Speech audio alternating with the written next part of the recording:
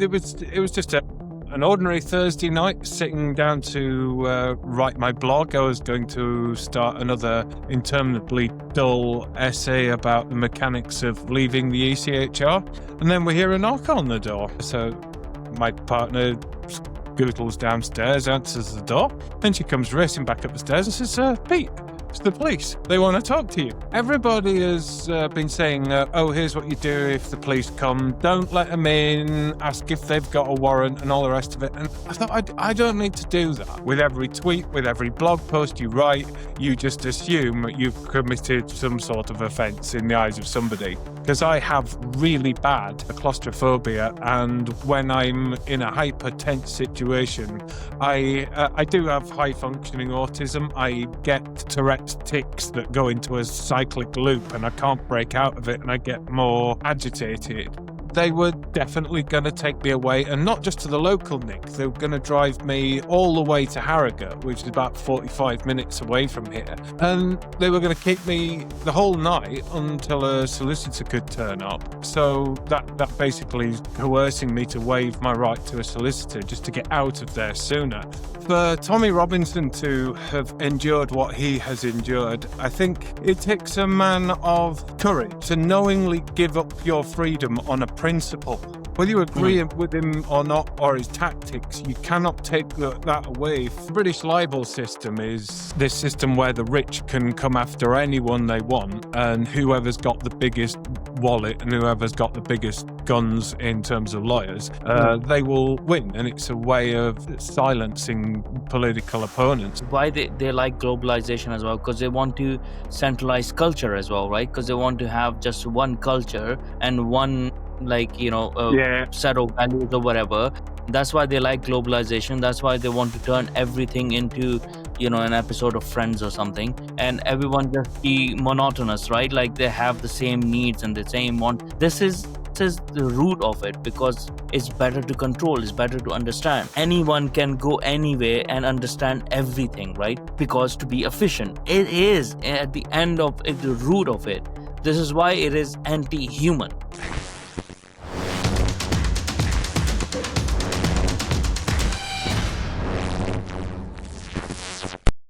Hello there, everyone. Welcome to the World of Momus podcast. And on this episode of Reflections and Reactions, we have my good friend with us. We have Pete North with us. And we are going to talk with Pete about what has recently happened to him, the extensive harassment by the police, and what the case is so far as well, and all the things around that. But first, something I was just talking with Pete off camera as well. I've never done this with him because I'm always so eager to get into the conversation with him. So this time we're going to ask Pete to tell us briefly about his life, what the most salient points and stuff, and like what his journey has been so far. So the floor is yours, Pete. Tell us about yourself. Well, there's not much to tell, really. Growing up around Bradford, you develop certain political outlooks, and I'm known as a veteran Brexit campaigner. I directed a very small independent campaign separate to Vote Leave during the referendum, built up a following through my then blog discussing trade issues, international law, effects of Brexit, and possible outcomes for Brexit. And I broke off my professional career as a computer programmer to do that, and I never really filtered back. So I'm basically a full-time political commentator, writer, and general nuisance. Do you miss that, being a programmer? Not in the slightest. If I never write another stretch of code again, I'll be a happy man. I've achieved certain things with it. I've worked for Airbus, developed quite large SQL systems. Anything that I was going to achieve, I have achieved, and onwards and upwards. That's how I roll. I get expert at a certain level, then find something different. Yeah. Tell us a bit about what happened with your case, like with AC Grayling? Like a bit of detail if you want to give. Oh, that all right. That was a Well, long time ago, right? yeah. This does get brought up occasionally, and Yeah. quite a lot of people think that I had it coming and I deserved everything I got. But I don't think that's the case because AC Grayling is basically an untouchable celebrity with an Yeah. unassailable reputation, and I never made a serious and sincere allegation that he liked to. Watch underage gay porn or something like that. I made an offhand remark on Twitter. It was Mm, a shit post. It was never a serious allegation. Now, most decent people, if they were offended by that to the extent that they mm, thought their reputation had been smeared, they would say, I'm going to sue you for that unless you're going to apologise. That's the gentleman's way to go about it, and that usually is how things are done. I've seen yeah. this as it transpires on Twitter at the time. You get basically 24 hours to apologise, and I would have done because Mm, I'm not one to. I'm not one to. I'm not nasty like that. Um, mm, mm, but no, he came steaming in with the lawyers saying, "You will pay me £4,500 and apologise, otherwise you will be sued." And since I thought, well, I don't have £4,500, and if I did, I certainly wouldn't give it to you. mm, Um, so I replied to his lawyers, advising their client that he could go and fuck himself, yeah, which that was really good. he That's didn't fun. take very kindly to that. So it went through to court, and I thought, well, I had lots of people telling me, "Oh, you should just settle," and I was like, "I'm not giving this arsehole." Because Yeah, I mean, bear in mind, this guy is a total traitor to this country. He yeah, went yeah. up He to is. Brussels and Mm, grovelled for them to, really bloody Britain's nose to stop mm, other people yeah. thinking about leaving or something around that. There is actual footage of him deliberately selling out this country, and he's a total hypocrite. In fact, Mm, I'm going to say AC Grayling is a total scumbag. He's an I agree. hypocritical shit. And Mm, I wasn't about to give this guy any money, but loads of people were saying, "Oh, you've got to settle," because I could have made the defense that it wasn't seen by very many people because it was a mm, reply to somebody's tweet. I could have made the defense that it was a shit post. It wasn't a serious allegation. mm, Plenty of defenses you can make but not in British libel courts, because accusing someone of a criminal offence, particularly one as serious as that, is statutory harm. They mm, don't make any assessment as to whether his reputation has been harmed or not. That's just, you've just crossed the line. That's it for British law. So I was going to lose whatever happens. So I thought, well, am I really going to go down to London to have a load of cameras pointed in my face and go through the ritual humiliation? And that's what mm, this guy was trying to do. It was yeah. nothing about clearing his name. It was Mm, about knocking an opponent out. Because I mm, was, my Twitter account at the time was up and coming, and I was gaining influence. mm, And I was tapping into. I wasn't even a hardcore Brexiteer. I was mm, saying we should do it in stages. Join mm, EFTA, stay in the single market, and for plenty of reasons, it would have been a good compromise option. So that, I mm, mean, that tells you just how petty this man is. That any form of leave makes you the enemy. So he was mm, determined to come after me, to shut me down, and I thought, well, I'm not going to give him the satisfaction by turning up to court, especially if I'm just going to lose. So it was splashed across the Daily Mail that, oh, Pete North has to pay £20,000 damages plus costs, which was astronomical. He used a yeah. posh Mayfair lawyer, which he ran up something in the region of, don't quote me on this, but something in the region of £60,000 in Yeah. lawyers' fees. So I would have had to pay him. So I think the figure topped out at about £70,000, and all I could do was just laugh at that because on most days I can't muster up £70 ever since I Mm. gave up programming to do politics. It's a much more humble life. Mm. So you can just declare yourself bankrupt for £600. So I just did that, and so that cleared a couple of old debts. So thank you, AC Grayling. I'm now completely debt free. And I had to pay, I think, it was £57 a month for 36 months, which just this month made the last payment. So Brilliant. that works out. He's basically 60,000 in the hole that he has to pay the lawyers. And I had to pay him less than I would have paid if I'd have just paid the 4,500. And I dragged it out for years. To the point where they even sent bailiffs to our house, where his bailiffs that he sent attempted to nick my girlfriend's car. But she rang him up and said, "What do you think you're doing? That's not his car." And bailiffs are another bunch of law-breaking crooks, but that's an issue for another time. So there's that little yarn, and actually, I think that was a good chapter in my life because it was. I did have to go down to London on threat of contempt of court to go and present my financial affairs to the judge, just so he could make a means assessment.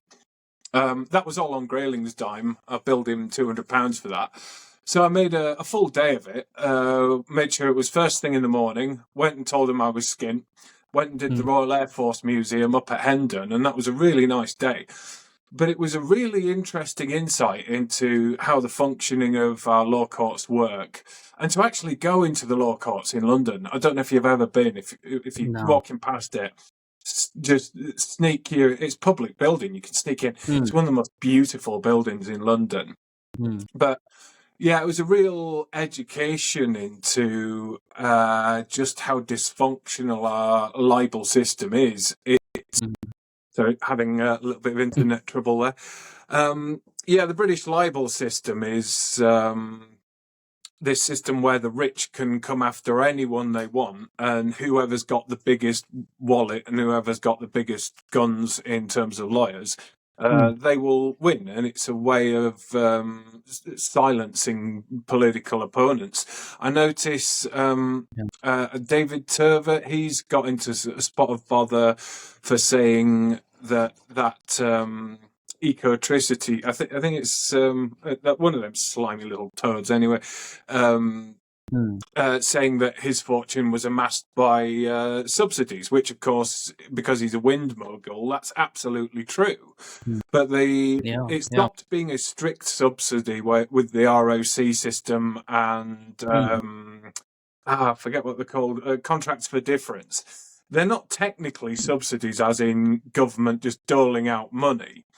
It's a far more backhanded thing. But to any normal person, that is a subsidy. But he could technically take David Turver to court and sink him for quite a lot of money. And this is a way the rich and powerful are silencing the plebs. And it's a disgusting system. And it's so disgusting because it's a global market where any jurisdiction shopper can come to Britain and make the claim here. And this is what this is where America has it better in a little bit of sense. Maybe that there is freedom of speech over there. If you were American and you were in America and you would have said the same thing to AC Grayling, no lawyer would have taken you to court. Like they would have said, he just said it. Like, so what? They do have libel laws, but they have a much stricter system of assessing harm, a bit like the Brandenburg rule in assessing likelihood of incitement. They have better protections. So Britain's speech laws are outdated, antiquated, and frankly wrong. I mean, it's not like you made a report to the police, you made a safeguarding report and stuff, and you sent people over. You didn't like start a whole campaign against him, like, and try to build like that is causing harm. This is just talking shit, Yeah, and many people do that, this was a pure political vendetta. And the thing is, like, these same people will go on and talk shit about other people who they know, like, are like, not that well off, right? Or do not have that much influence. They'll say, like, they can come on to my Twitter and tell me like I'm racist or something, but Yeah. they know I can't do anything about it. So, but that's fine. That's covered, right? I've seen with Tommy Robinson as well, like it's happened to him by these board of Jewish people, whatever that is. Yes, I saw They're that. calling him, yeah, they're calling him racist. They're calling him neo-Nazis. Like, do you even know the guy? Like, what the hell? Why can you? It doesn't matter. I don't care. Like, if people agree with someone or not, but you can't just make shit up like that, right? Like, that is actually because they have more influence. They can actually cause harm, Indeed. but they get away with it. All right. So before we move on, tell us about a bit about, because we're still on you. We're still on your life right now. We haven't moved on yet. Tell us a bit about your love for because you go around and you take a lot of pictures of planes and stuff like that. So explain that world to me, because I have no relevance to it. Oh, I do love the pictures. I'm an incurable plane spotter, probably from the my dad when I was a kid, he was an environmental health officer. But he had been a pilot in the Royal Air Force just for a very brief stint. And I don't think he graduated into the elites to be going out flying Phantoms or anything exciting like that. He just did a stint on the jet provosts at RAF Leeming. So he had an interest in that kind of thing, and I just kind of inherited that. But as he was an environmental health officer, he would go off inspecting kitchens around the country. So he wasn't around a lot in my very early years. And like once I became of age, he started taking me to places like Duxford, the Imperial War Museum. I think it was for my 11th birthday. He took me down to Duxford, and that was the first time I really met my dad in the truest sense of him as a person rather than a parent. Whereupon he revealed just this encyclopedic galaxy of knowledge, and he did the guided tour, sort of pointing at early aircraft, pointing at the display board, saying, look at the date this first flew, look at the horsepower of the engine. Then 5 years later, you got this one, and look, we've seen a leap in horsepower and just the exponential development of power of aero engines. And if you're an 11-year-old boy, you cannot not be impressed by Duxford. It is one of the seven wonders of the English world. It's fantastic. And so that place became my mecca. We went to all the air shows, and I had a little Olympus OM10. And of course, I remember working one summer when I was 14 or 15.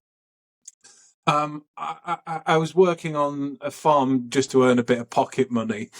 And I'd got it into my head that I really wanted to buy an air rifle. And of course, my parents disapproved of this idea, and they said, yeah, not a chance in hell. And everybody around me was trying to dissuade me from acquiring one.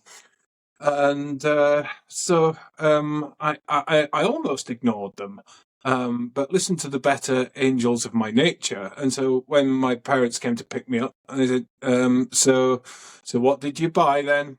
I said, well, it's long and you can shoot with it. It's like, oh, you haven't. I was like, I have. I bought a telephoto lens for my little Olympus OM10. So I used to spend stupid, because at the time it was like £5 for a roll of film and then £5 to get it developed. So it wasn't, this was before digital, where you could just go crazy. You just had to learn your craft and not waste a single shot. It's not like the sort of spray and pray, click, click, click, click, click that you have now. You had to plan where you were going to be. So I learned the art before you had this spray and pray. So I used to go to, Woodford, Finningley, Valley, all the air shows across the north. And it's just basically in my blood now. I've got this particular range of t-shirts. You might have seen James May wearing the Hurricane one. There's one of these t-shirt designs for just about everything that's ever served in the RAF. I've got 7 of them. So, people always say, aren't you wearing the same t-shirt you were wearing yesterday? Nope. Same type, different aeroplane. So when I'm not completely bogged down and obsessed with politics, just aeroplanes. And so it comes to me through, it's a way of also expressing myself because, like the going out around RAF bases, really learning how not just to take photographs of aircraft, but to take interesting photographs of aircraft to make beautiful images. And of course, my other, you probably see these in the background. All of these, at the beginning of lockdown, there's this guy. He's on Twitter, X. He's called Steve Bowe, Bowe, and this guy is a master craftsman. And I think for my dad's 60th birthday, I commissioned this guy to build a 148 scale Avro Anson as a present for my dad. And what came through was just this beautiful thing. And I just went, I wish I could do that. But then we got to lockdown, and I was scrolling through his pages, and I just came across. I was going through his gallery, and I came across the Anson that he built for my dad, and went, "Look at that! Isn't that beautiful?" I could get probably 95% that good if I tried. It's like, well, we've got 2 years of lockdown ahead of us, so if you're ever going to try, then it's now. And like with the programming, I just decided I want to get to a certain standard, and I did. I've got I don't know if you can see down here, beautiful display cabinet full of absolute monsters. So, so I'm, it's just something I'm good at, same as aviation photography. It's I live for it, so that's my thing. That's sort of like your happy place. It is, and I certainly need one. Yeah. Yeah.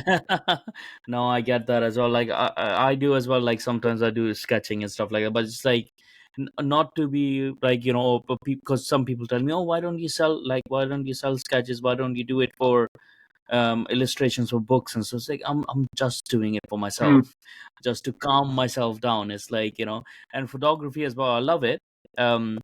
But I'll just stick with mobile, because I was like, well, mobiles are like very restricted in how what they can actually display. So I'm very interested in trying to get the best out of the mobile. So I never got into DSLR, apart from the fact that it's a huge thing to carry. You know that. I was like, no, let's try to see how much you can squeeze out of a mobile phone, how much art you can actually squeeze out of it. Well, so I do understand the need for your happy space. With DSLRs and all the lenses, it's all right when you're doing aviation photography, because you're going out to stand in the middle of a field, or you're going to stand with a whole bunch of other computer photography nerds and aeroplane nerds. You're safe as it can get. But once you start wandering around with sort of £2,000 worth of kit hanging off your neck, and you walk anywhere else, you really are a target. And not only are you a target, you feel like a target, and it spoils your day knowing that, I want to just park here and leave the camera in the boot, but no, I'm not sure about this area. Spoils the whole day. You don't want... So some of the best photographs I've taken this year, I'll send you it later on. I was up in Gateshead to speak to the New Culture Forum, and Gateshead, it was once a very prosperous and lovely town. It isn't anymore. It's an absolute slum. And just as I was taking a photo of this horrible multicultural African stone figure in the centre of Gateshead. There's this plod leading this topless thug in handcuffs up the street. And I just snapped it just as a pigeon was taking off. It's Perfect. like, you just you know that UK aesthetics thing. It was just one of those perfect shots for that particular stream. So having a phone camera, that's a totally different side of photography that gives you access to a different form of photography and a different side of life that you just wouldn't capture with a DSLR. Yeah, it's so like you can capture in motion as well, like right, live motion. You don't have to, nobody is actually posing for it or anything like that. You just so quick to, and everyone can do it as well. It's success, and that is why it becomes like more of an art form, because anyone can do it, right? Anyone can take pictures now. So how do you take a better picture than other people? That becomes a game in itself, I think so. Yeah. You have more, you want to improve then. But With the reason, go on, sorry. With the DSLR though, you've got a whole different world where you've got to think, particularly if you're taking photographs of aeroplanes, because if you're taking photographs of them coming out of light, chances are all you'll get is a silhouette with no detail. And it took me a couple of years to learn that you got to think about whereabouts, what side of the airfield you want to be standing on, what kind of light you want, what kind of weather you want, what kind of shutter speeds you want for fast moving stuff. So you get like really nice shots of a still aircraft with the sort of zoomy background behind it. And this year I've been intensively studying RAF Lakenheath, because the F-15E, which is one of my all-time favourite airplanes, they've been based there for years, but they'll be leaving later next year. So I'm just trying to make the most of them while they're here. And so I've had quite a stressful year on and off. And just to go out into a field and all you're thinking about is, where is the airplane? Where is the light? What shutter speed? And you spend an entire day thinking about that and nothing else. And that, that's exactly what a man needs sometimes. Yeah, and also like it sort of shows you the importance of, I think so, at least it shows you the importance of life as well. Like sometimes you get wrapped up in things, and when you start wrapped up in like political problems or social problems, and you kind of forget to live in a way. And once you take yourself out of it, like sometimes when I'm like just zoned out and just sketching something or whatever, or out about, I like walking a lot, and that's why I take a lot of nature pictures and stuff all the time. You just realize, okay, this is what life is supposed to be. And we sometimes people just make it more and more complicated.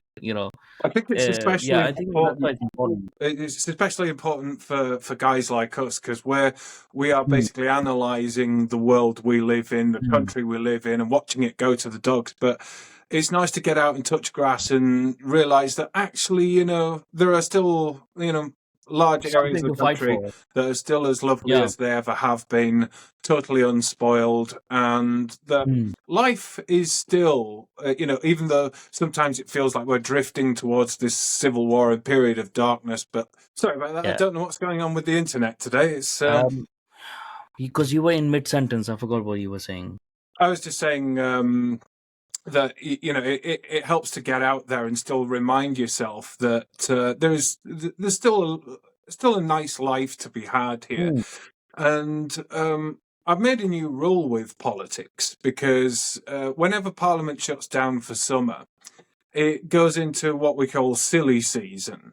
And you can really punish yourself trying to think of something to write because you don't have the inspiration coming out of politics, and there's not this daily cycle. And I just kind of figure, well, sod it. If Parliament's not in session, neither am I. And take a break as well. Yeah. This year, for the entire month that Parliament was not in session, most of that time I was at the end of some runway somewhere with a camera. I've done my best work ever this year, and it's been a fantastic year for it. And I would recommend that to anyone if it's within your means to just check out of whatever you're doing, especially if you work in politics. Then it occasionally helps to do so. Yeah, politics, media, and all of those things, I think so people need to take, because like I was saying, like we get trapped into this, right? And we think, our worst perspective is actually reality, but it's actually not. That's the worst case scenarios that are playing in our head, and we are attuned to it because we, as humans, we're looking out for the worst case scenarios so that we can counter them, right?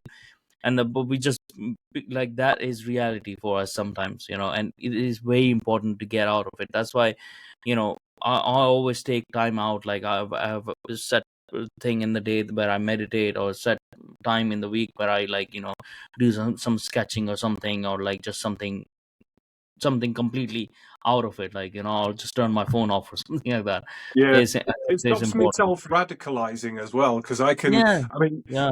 my my tweets, they can get spicy sometimes, and sometimes I can find myself going down a really far right rabbit hole, and it's like I have to remind myself that I'm not like that. You Yeah. can, and you just need that little bit of Reminding. factory reset, I suppose. Yeah. Yeah. And that's what happened, and we're now going to come up to that point anyways. That's what happened to me, because I went to Greece. I was like, I'm going to switch off, right? And I switched off, and then I saw what happened to you, right? And then I think so I had that whole period of a week, or even up till now, where I've just gone berserk on everything, because it annoyed me so much when I saw what happened to you. I was like, I straight away messaged you. I was like, "Are you okay? We need to talk about this and stuff." It's just because I got very bad throat infection. We couldn't arrange it sooner. But that's what, like, it's those sort of things that really annoy me, because and plus the reason why I was asking about AC Grayling as well.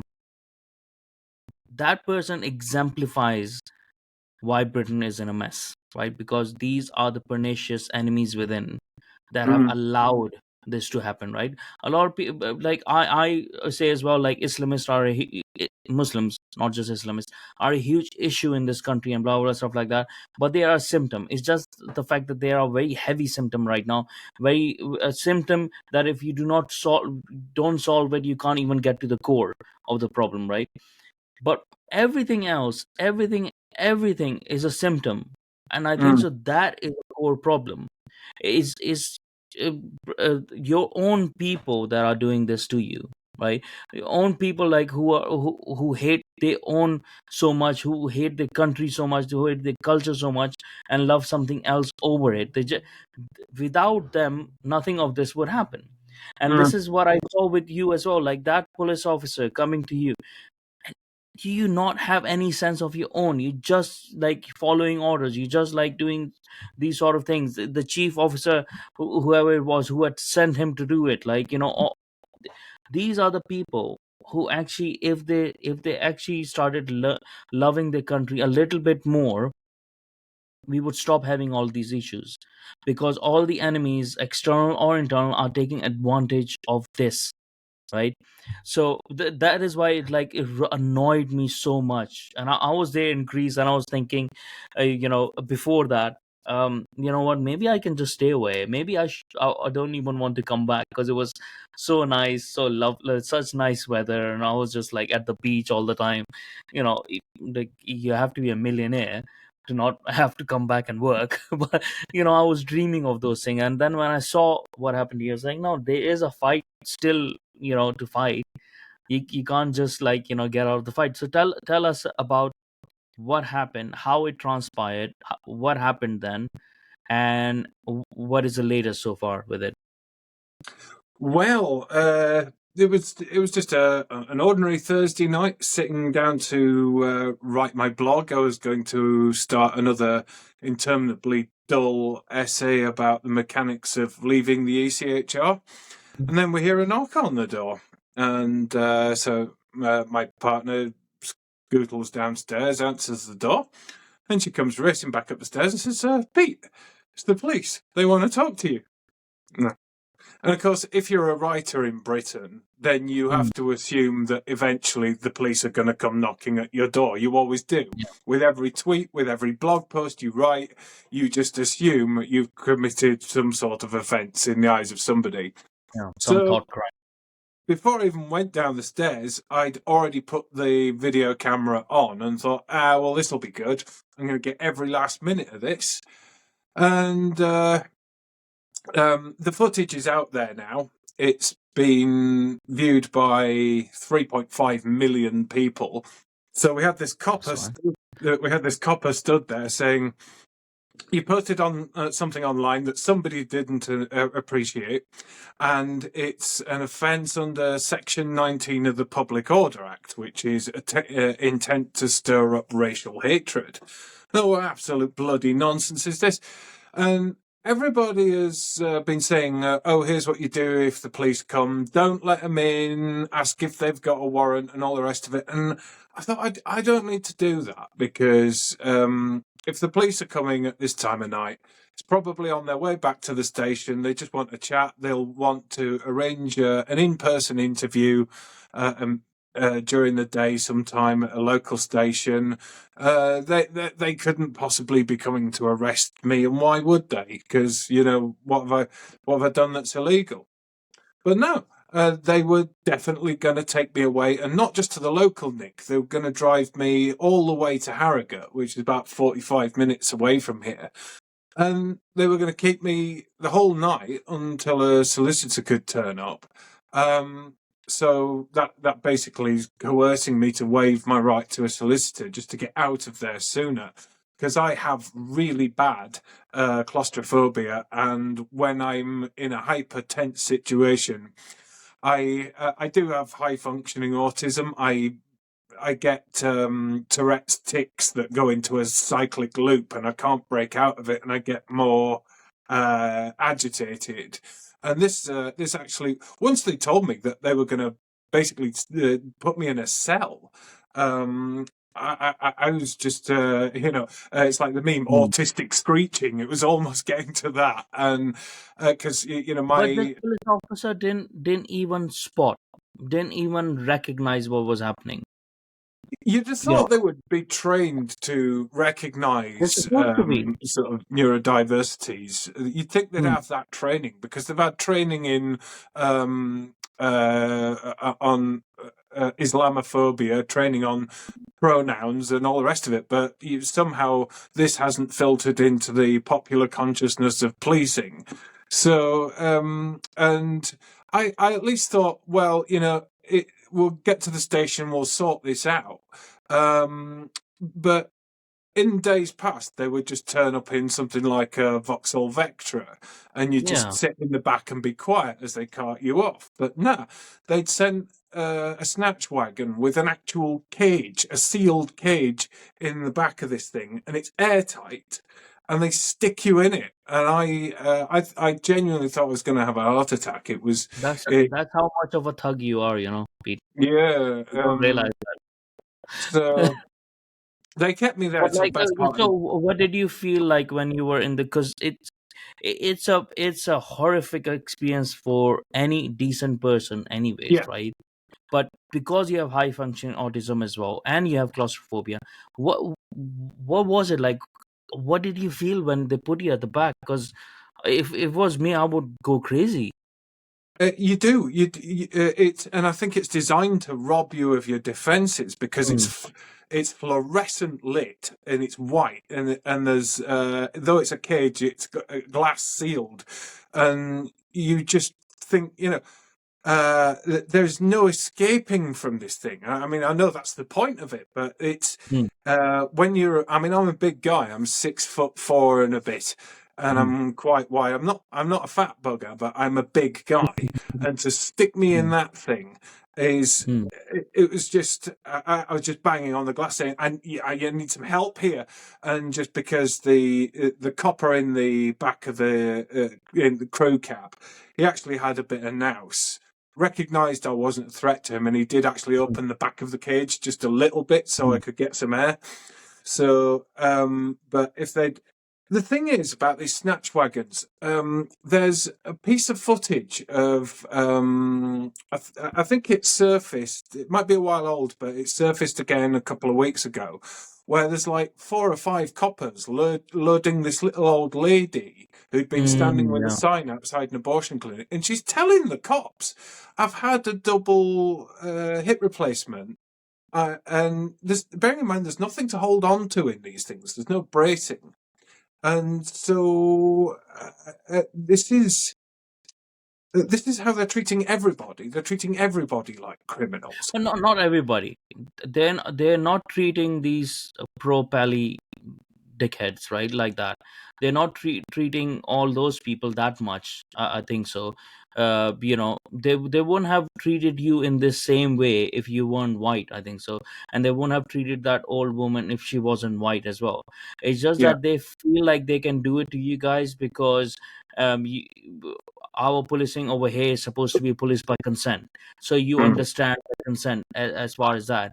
And the other people, they don't know how to handle them. They don't want to be called racist and stuff, so they rather be absolute dickheads than like than actually take the time to analyze what they're doing. They just like following orders.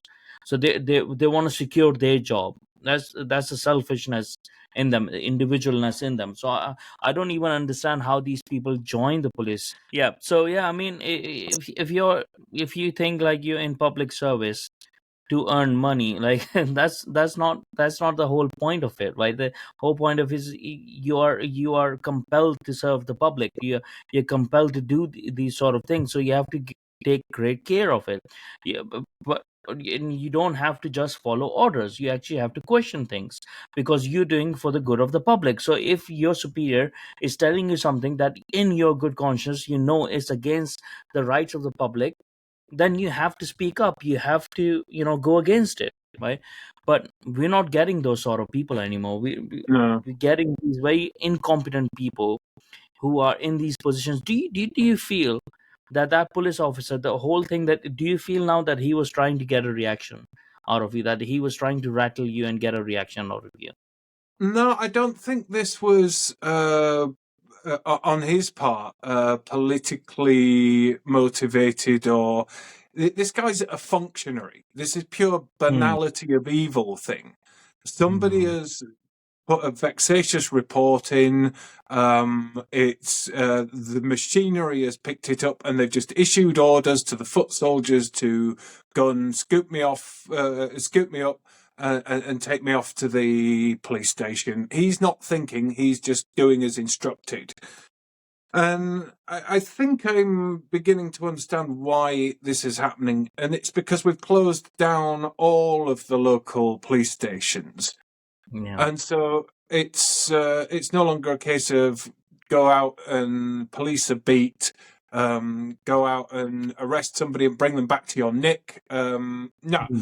it's you're just driving around the county as a glorified taxi driver, and all the Hmm. decisions are made in the central police stations, Yeah. and police are spending most of their shift driving back and forth, doing pickup jobs, booking people in. They're not doing real police work. They're not doing investigative work. They're not doing any thinking work. They're just drones, Yeah. worker drones, going in and out of the hive. And Yeah. so, in doing so, we have completely abolished local policing. And anyone who signed up to do the kind of policing that matters doesn't want to do that job. They will quit. Yeah. They'll go and do something else. And that's what we've seen. We've seen a massive brain drain and a talent brain drain. And you would think that somewhere in the stack there would be some kind of adult supervision, but it just isn't there.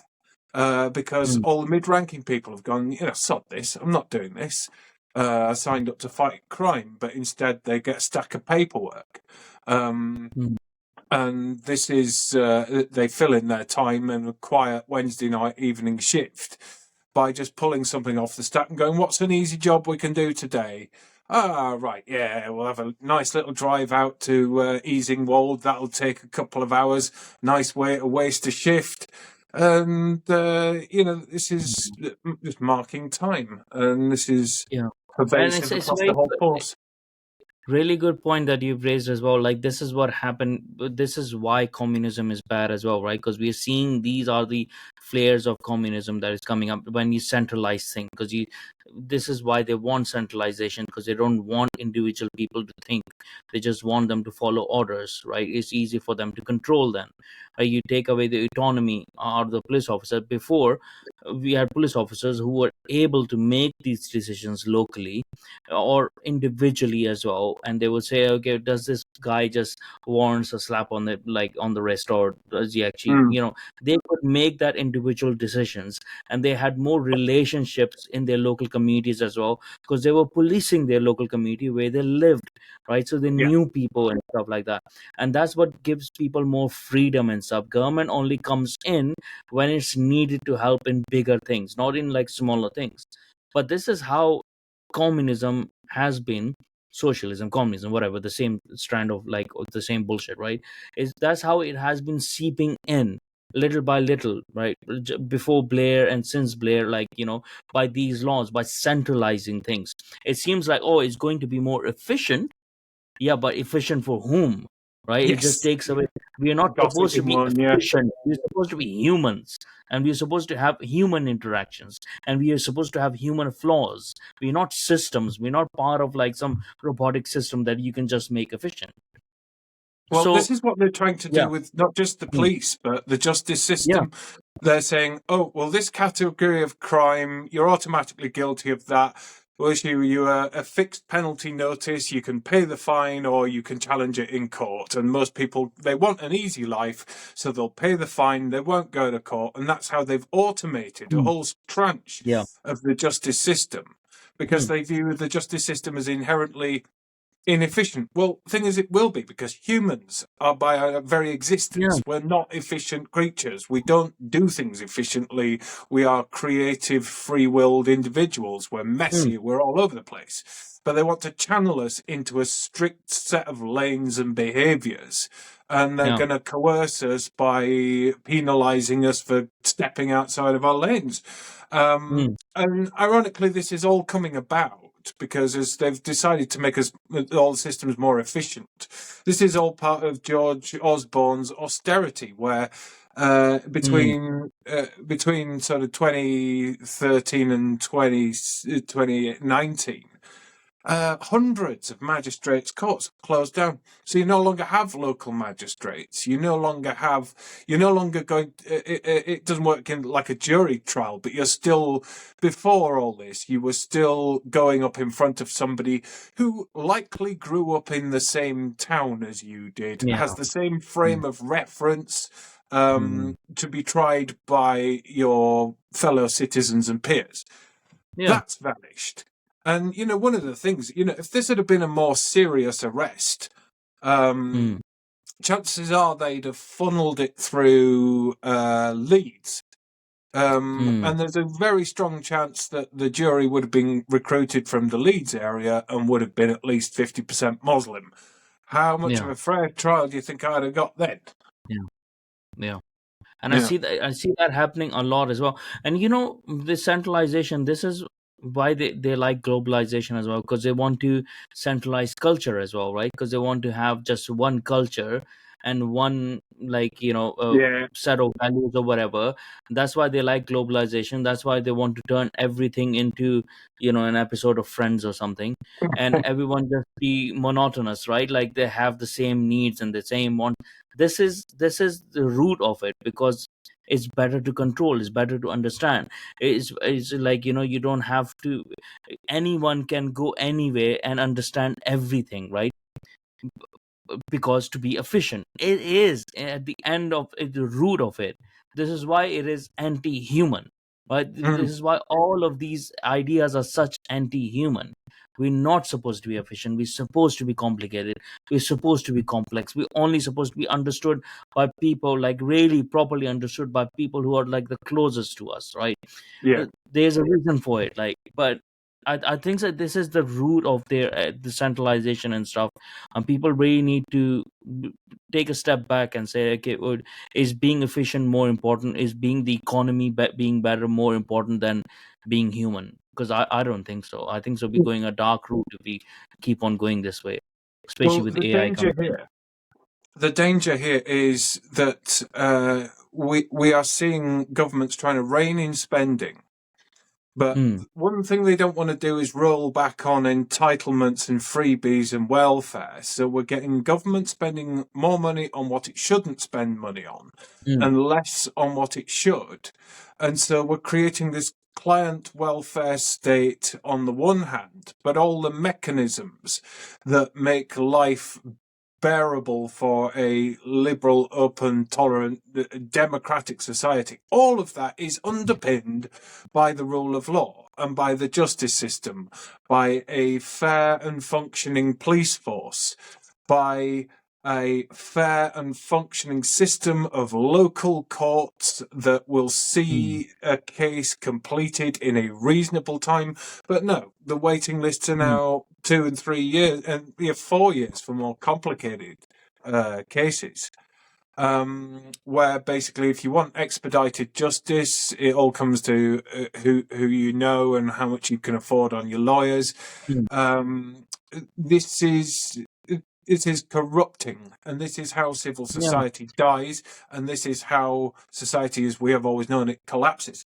You can't Yeah. do justice and civil society on the cheap, and if that is what requires the money, that's where the money must go, because Yeah. if you neglect the And you're basics, absolutely right, like about that justice point, because a justice system is sort of like it's put in place so that you and I are not obligated to for to to want revenge of yes, things that have been done wrong to us, right? So yeah, it's something else comes in place so that it's fair, it's equitable, however much it can be, and that it can negate the need for violence on a personal level, right? So it doesn't go into anarchy. When the justice system is not doing what it needs to do, then I'm sort of obligated now to take revenge or yes, start like that's a start of violence. That's a start of like civil war that we're going in and because it's not vigilantism, working for us. Yeah, yeah. because And you know, how wouldn't we be obligated to do it? We see these dickheads like raping our daughters like all over the country and stuff. How much longer can people keep it in? I'm surprised that people have kept it in for this long as it is. And then there's other crimes coming in again and more and more and more. So if the justice system is failing, that's where it's going to lead to. and much the same with democracy. The whole point of voting is a means Mm. of bloodless revolution. And if people see that their votes no longer matter, then that's when you start to see people setting up their own independent structures, abandoning politics completely, and then you only get change through terrorism and Yeah. direct action and all the horrendous things that you associate with a failed state. Mm. Mm. No, complete. So tell me, when you went there, what happened then when they took you to the station? Well, they take you to a sort of booking desk, and it's a lot like Mm.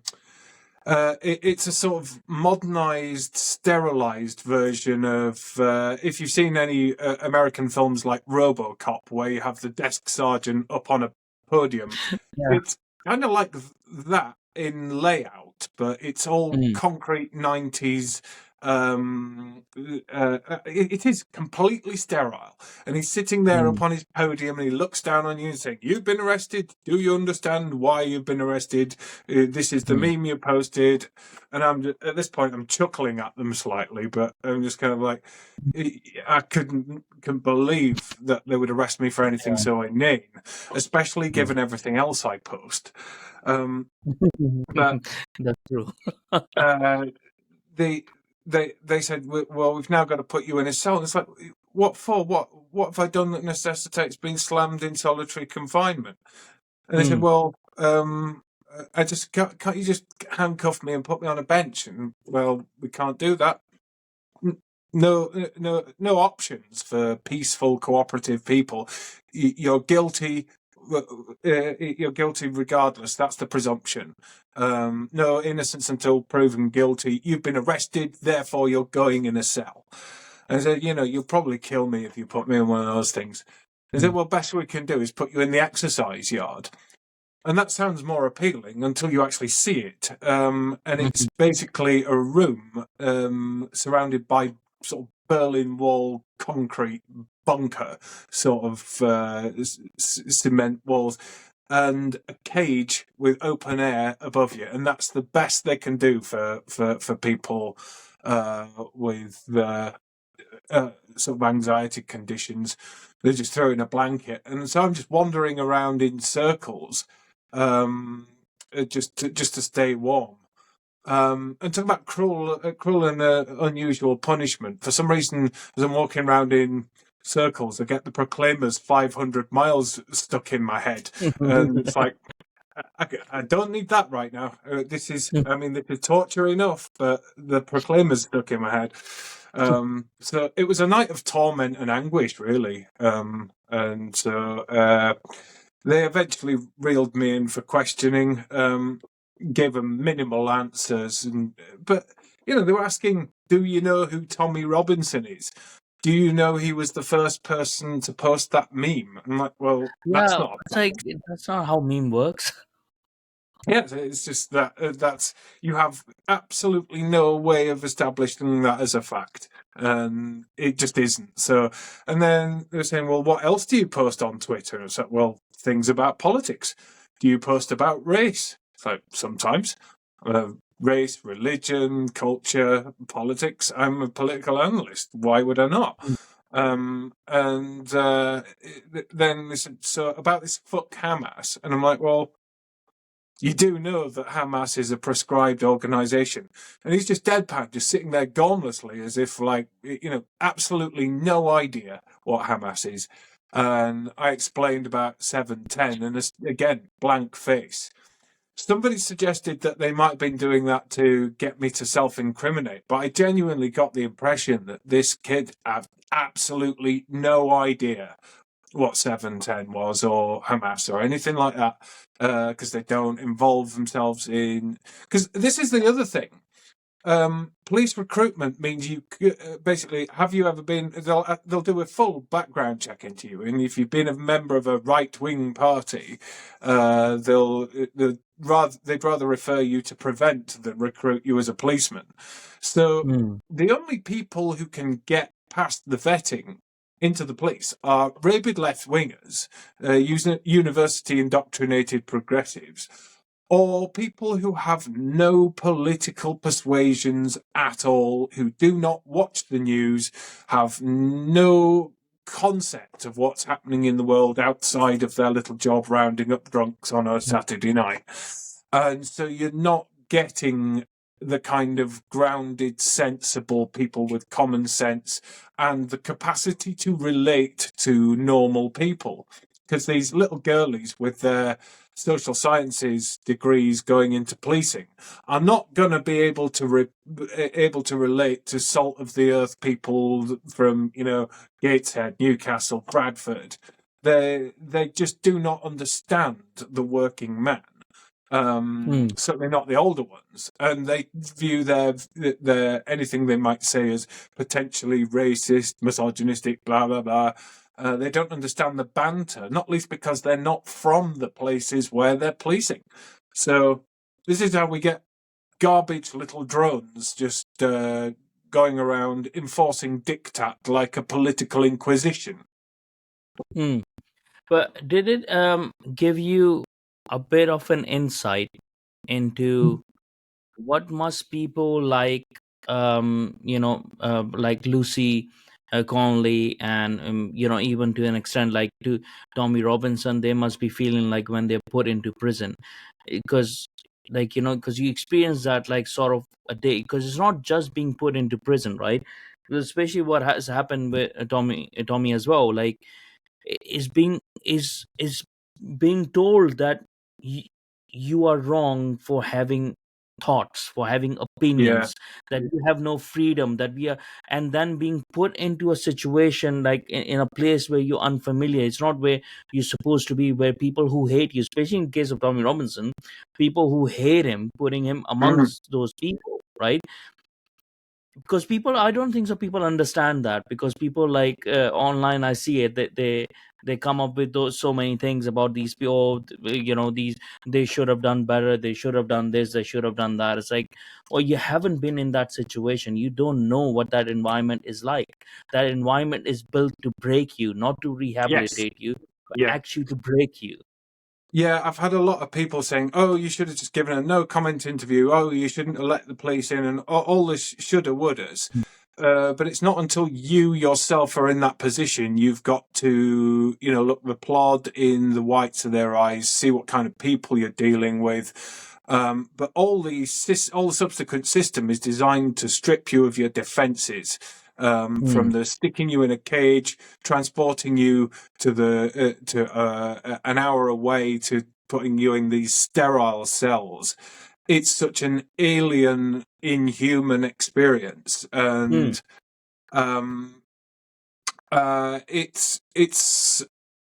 it's like being ripped out of your world by a UFO, like transported up to a flying saucer, Yeah. because nothing prepares you for it, and nothing in that system has any hint of humanity. There's not even like a plant pot with a Yeah. plant growing out of it. It's Hmm. there's nothing that's in your world is in that world. Yeah. And when you were just sitting down to watch TV for the night or to write a blog, and you just get ripped out of your home, the place where you feel Hmm. the most relaxed, the safest, and Hmm. put into this cold concrete bunker, with all the spot lamps shining on you, with Hmm. nobody to speak for you, no advocates, no neutral sort of what do they call them, independent adults or something, Hmm. nothing like that. You don't have an ally in the room. And that is Yeah. terrifying. And it must have been terrifying for Lucy Connolly, who, Hmm. was just would have been churning over in her head. But I Yeah. deleted the tweet. I deleted Yeah. the tweet. Exactly. And then Yeah. just the profound sense of disbelief that you cannot believe Yeah. this thing is happening to you. You're Yeah. saying, I was. Why me? And why isn't our system better than this? You Yeah. genuinely believe there would be some Because kind of like, adult supervision like, in the system. if something, if you would have done something, like if you would have stolen someone's car, if you would have actually beaten someone up, if you would have done an actual crime, that's at least understandable. Okay, well, yeah, on a level you can relate. If you're not a complete psychopath, you can relate. Okay, I did it, this was coming, right? So Mm. now I need to see like how to atone for it, or how to. But for these sort of things, these sort of like, being gaslit to that point, it was like, I've just said things, I've just, you know put out my opinions, like what the hell is happening? That must be so disorientating.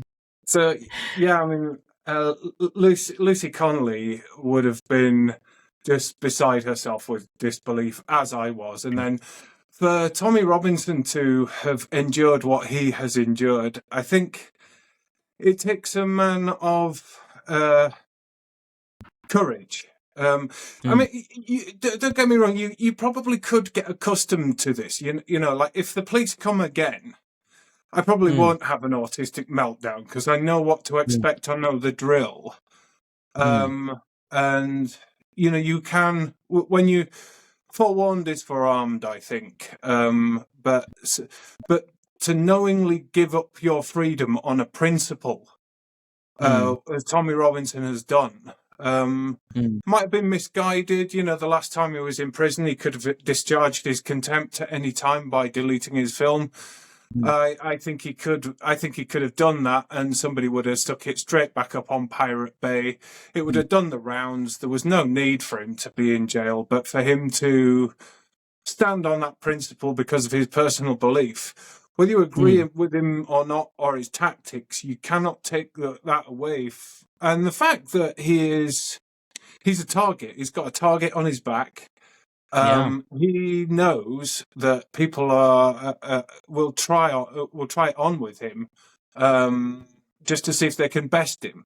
He's in yeah, danger all the time, so he has to be ready to fight.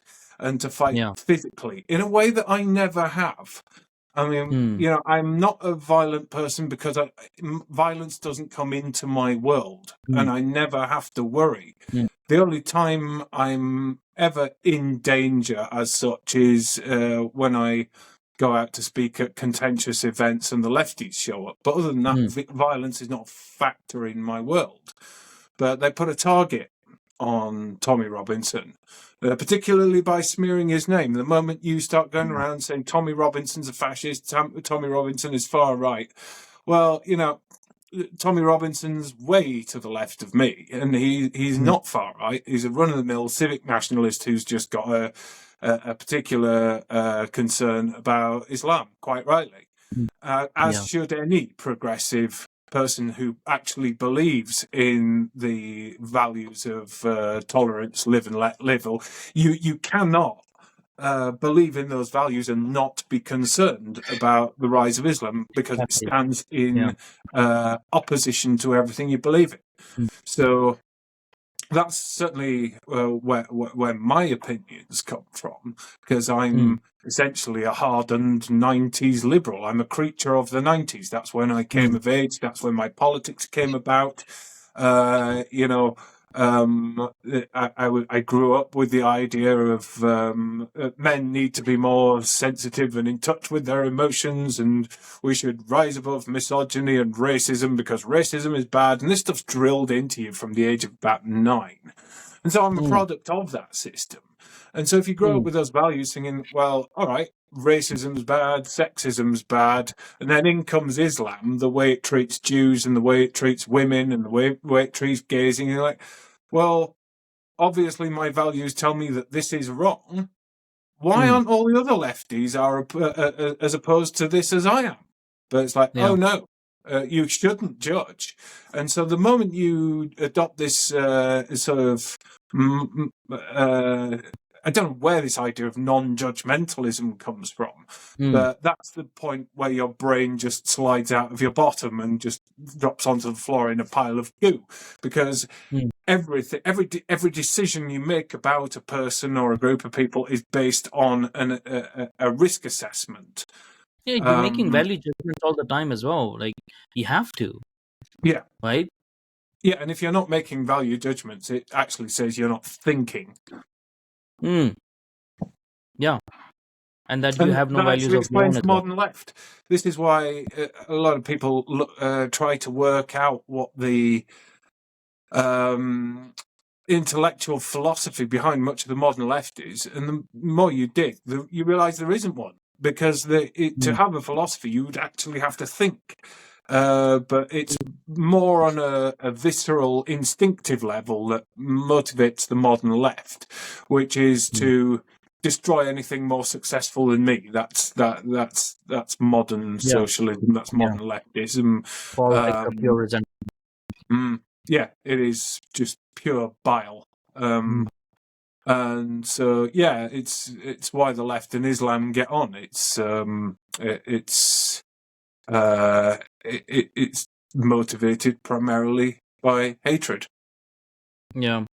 And this is why I was trying to bring this up as well before, is because like, we can agree and disagree with a lot of people, right? But the realities are realities, and I've seen the kind of threats that Tommy get, and because I get the threats similar as well sometimes, but not as much as he gets, right?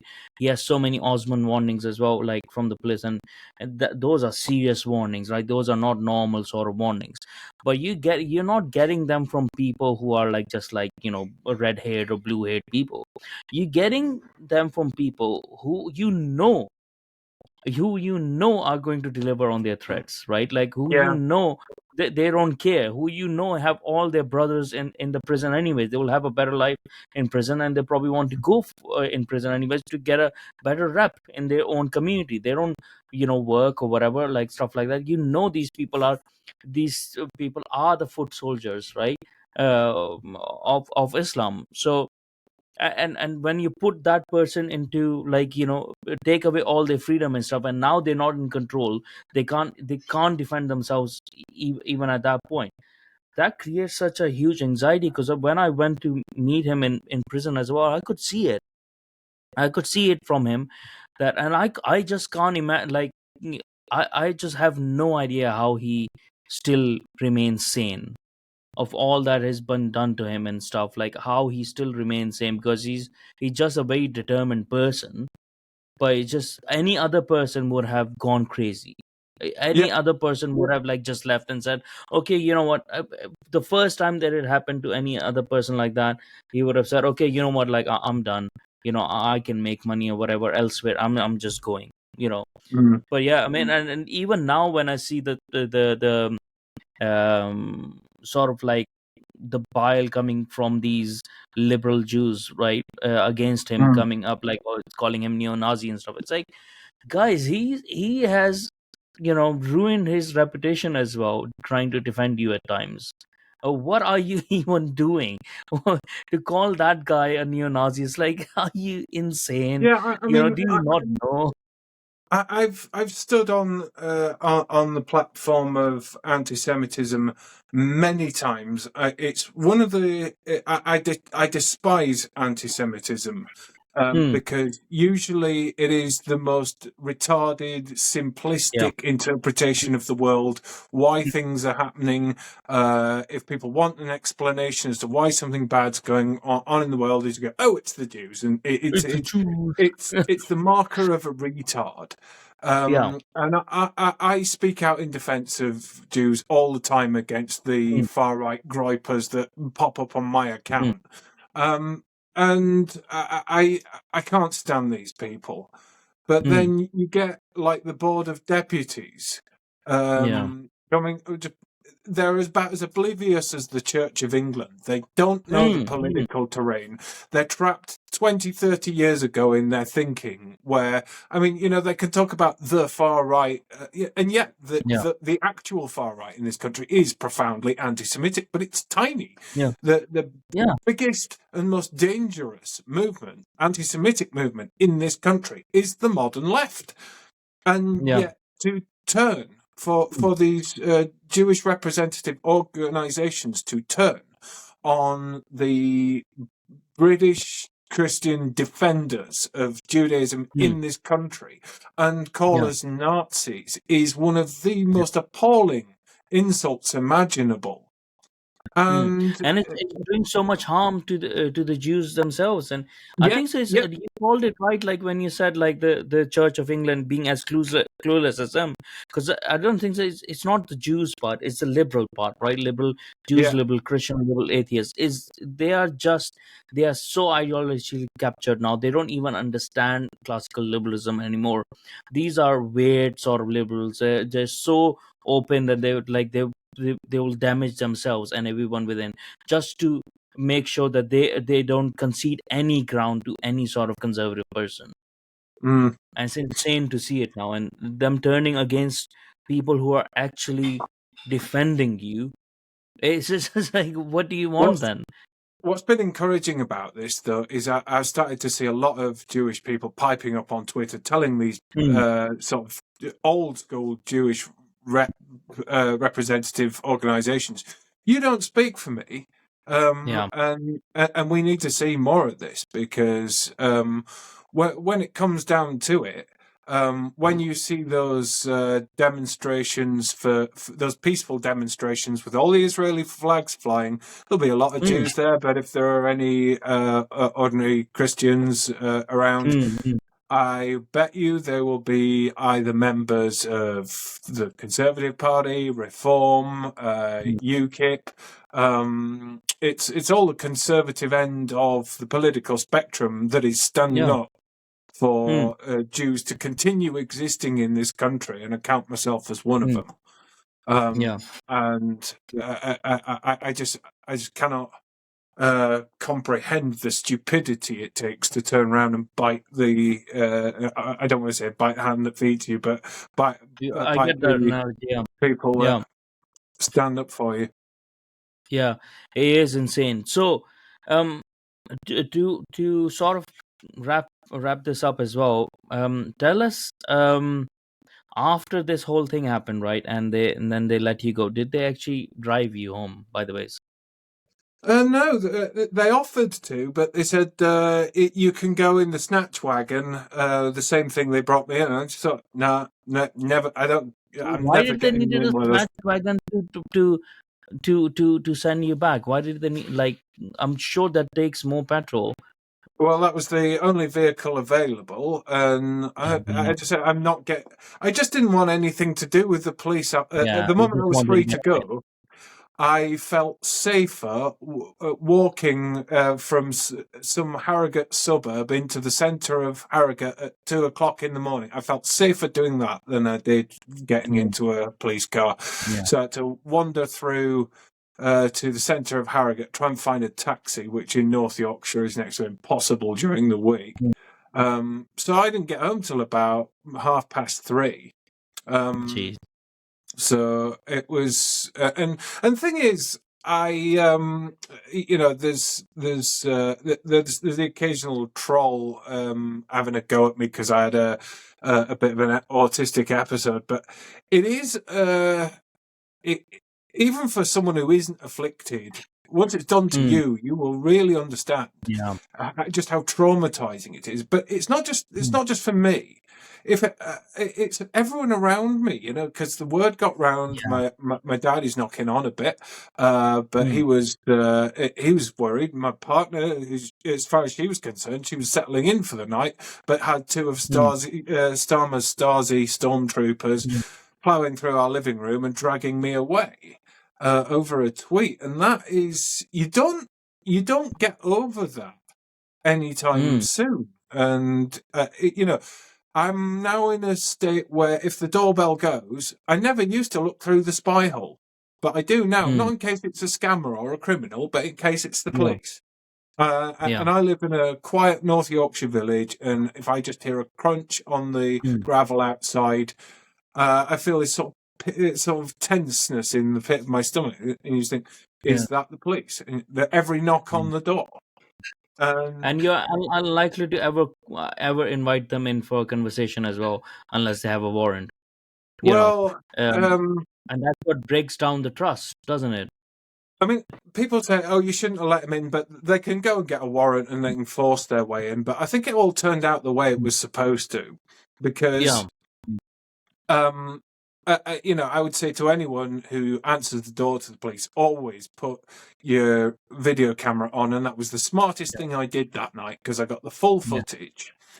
Mm, And first thing I did when I got back home was put it up on X, and this was mm, by about 4 o'clock in the morning. Before yeah. even sunrise, around 6 a.m., it was already blowing up as a story. Mm, And then by lunchtime, I'd already spoken to the Spectator, the Daily Mail, the Telegraph, mm, a couple of video YouTubers, NTD News. Um, then I got this American distributor come up on X just saying, "May we use the footage? Fill your boots, mate." yeah. And then an hour after that, it was on ABC, Fox News, all of the American blogs, Jerusalem Post. I haven't even looked at what's on YouTube, but Peter Cardwell's section was brilliant Mm, on it. He did a full demolition job with this ex-London Met inspector passing comment. He was fantastic. You should try mm, and get that guy on your show. He was just great. mm, And then all of the talk TV and all of mm, the talk radio guys. I think this has been an international humiliation for North Yorkshire Police. As I mm, say, 3.5 million views on Twitter. God knows how many more as it proliferated across all the different video blogger mm, channels. It almost certainly made it to Facebook. Ironically, I spoke with the lawyer earlier. He said he hadn't Mm. seen it, and he must be the only person in the galaxy who hasn't. But that's actually why I said, yeah, this guy's hired, because basically everyone was saying, oh, go with like this. So there's some guy called Black Belt Barrister, and this Steve Yeah. Barrett guy is like, no, I'm not interested in anyone who's got a YouTube or Facebook or Twitter profile, or is Yeah. interested in pursuing that kind of public facing part. I want someone who just Mm. practices law and concentrates firmly on that without the distractions of social media. So I've got a good one. If he hasn't seen the footage, that means he's too busy on his day job to wonder what's going down on Twitter. So he'll Yeah. do for me. Yeah. Yeah. And so that is the route then. That you have been in touch, I assume, like with the Free Speech Union, where you have been in touch with lawyer through them, right? And this is Yeah, now they going put to me in go touch. to, Yeah, yeah. they were good. Just a quick rundown of options, but really, I don't think there's that much they can or should do except to just raise the profile. Not that I needed them to, but they're going to ask certain questions around the political bubble. Mm. Meanwhile, the lawyer's going to get in touch with the police. He reckons his view is this will be no further action, and then we'll Mm. probably sue the police, maybe. Settle, yeah. But it probably won't see the inside of a courtroom. But if it does, we will almost certainly win. But I've got Mm. my local MP on it as well, Alex Shelbrook. He's a good Mm. guy, to have in your corner, one of the founder Mm. members of Free Speech Union. And he takes Mm. this as seriously as I do. So Mm. there are questions that need to be asked of the inspector and the chief inspector and Mm. the deputy commissioner for policing. Official police complaints will go in, particularly about the use of snatch wagons. And Mm. this is going to be an interesting campaign that once I've dealt with my part of it, I'm definitely going to be looking for updated guidelines on when it's appropriate to use the snatch wagons and to ensure that there's increased level of autism awareness at Mm. time of arrest. Because I think I'm bright enough to have the wherewithal to not be that vulnerable in that Mm. situation if it happens again. But if they But went it's the after someone first who, time, like you're not a hardened criminal. You haven't seen the inside of a prison. Like you haven't been in this situation, oh, it's so not it's my first expected. rodeo, not by any Exactly. means. So it's expected you to, and I think so. Like if they're gonna start making house calls and stuff for such little things, these police officers, they should at least have the decency to take a social worker with them, if they are not themselves trained, who can actually recognize if there's some care needs that are there, or there's some safeguarding concerns that are there, because they definitely were a lot of safeguarding concerns which they just swept Well, I through. mean, they run into exact same problems because your average social worker is a terrifying That's true. ghoul these days. So, Yeah, that's true. But um, at least it will show that they're making an effort. That's what I mean. Like, that they're making an effort for care. Right? They're not just like you're not a drug dealer or anything thing is, like that. listen, it They're doesn't even crushing in. require a specialist practitioner or a supervisor.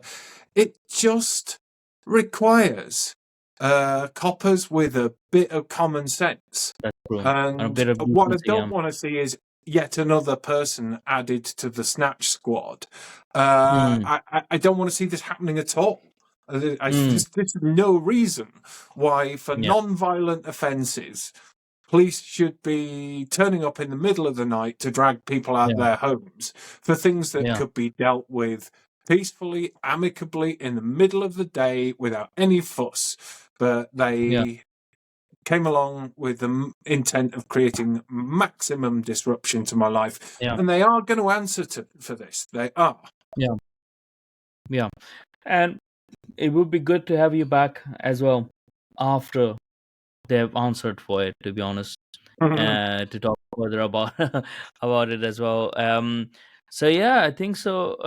We're going to end our conversation on this. I think so, but um, for me, it has also shown like what has happened to you. Also shown that what we are in a very bad situation, right? Well, this is it. It could be if it could happen to me, it could happen to anyone Yeah, we know, anyone who's been on your yeah, show. Um, yeah, we yeah. To don't know me, who the next you know, target could be. You, in fact, exactly. yeah. Exactly. So, and this is what makes 2029, if it is not sooner, even more a bit more important as well. It's like we have to do whatever it takes to knock them out of majority, knock this socialist communist people out of majority, because if they get more hold, we're going to be, because we don't have competent people that much on the conservative right as well. They don't, because this is how Tories have been like fooled for so many years. They don't understand when people, when these members of Fabian society, when they put in these laws, these they put these disguised laws, right, which are actually socialist and communist laws. They don't understand them. Like they think, oh, they're being efficient, or this is how we can make free speech efficient, or we can make local government Mm, efficient as well. This what's happening with devolution as well. People don't understand what is going to actually happen. It's not going to give more local control. This is actually going to separate local communities more from the national requirements and stuff, because now there is going to be too much separate. Those local authorities can actually have more control of people. Look at what Scotland has turned into after devolution, right? So this mm. is what's going to happen in local levels and stuff. So this is why it's important to keep them out while we beef up the conservative right, to actually have some sense in them, to actually have some competence in them. That's what has shown me. Like we have to find ways to come together, like at least the most sensible people. We have to put away our major differences, right? Or not major difference, but at least minor differences. We have to say, put it on the side to say, okay, what can we achieve on 2029, and then we'll talk about it, sort of a thing, right? That's what's shown me. Hmm. All right. Thank you, everyone, for watching. Thank you, Pete, for coming on, and Thanks for hope having to me. catch you next time. And yes, go on to Pete North's Northern Variant Substack as well. And you have that other website as well, right? Like the one that you started before, Yeah, the something. manifestoproject.org. Oh yeah, So you'll have manifestoproject.org. you'll have to have me on another time, and we can have a Yes, chat about that, because there's a yeah, lot. and That's it's really interesting. I want to talk about that in detail. Yeah, it's a lot more interesting than my dramas with the police. I promise you. Okay, thank you so much, Pete, and see Good to see you, you mate. next time. Okay, take care.